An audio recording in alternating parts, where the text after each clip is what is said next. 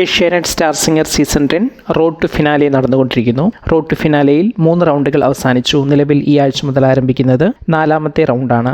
June 13-14 തീയതികളിൽ 90-91 എപ്പിസോഡുകളിൽ power packed മൂവിറ്റ് എന്ന പേരിൽ പുതിയ റൗണ്ടാണ്. ഡാൻസേഴ്സിനൊപ്പമുള്ള മൂവിറ്റ് റൗണ്ടാണിത്.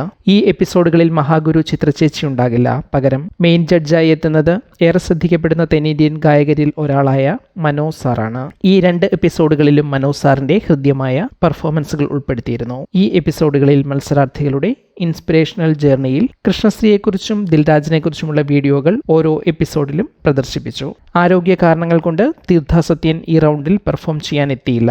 അടുത്ത ആഴ്ച തീർത്ഥ ഈ റൗണ്ടിലെ പെർഫോമൻസുകൾ കാഴ്ചവെക്കും. ഈ എപ്പിസോഡ് മുതൽ മാർക്ക് അനുസരിച്ചുള്ള മത്സരാർത്ഥികളുടെ സ്ഥാനം മത്സരത്തിന് മുൻപും ശേഷവും കാണിക്കുന്നുണ്ട്. ഇതിലേക്ക് മാർക്ക് കണക്കാക്കുന്നത് കഴിഞ്ഞ എലിമിനേഷന് ശേഷമുള്ള 7 റൗണ്ടുകളിലെ മാർക്കാണ് പരിഗണിക്കുന്നത്. പെർഫോമൻസിന് ശേഷം ഈ റൗണ്ട് കൂടി കൂട്ടി 8 റൗണ്ടുകളുടെ അടിസ്ഥാനത്തിൽ പുതിയ റാങ്ക് നിശ്ചയിക്കും.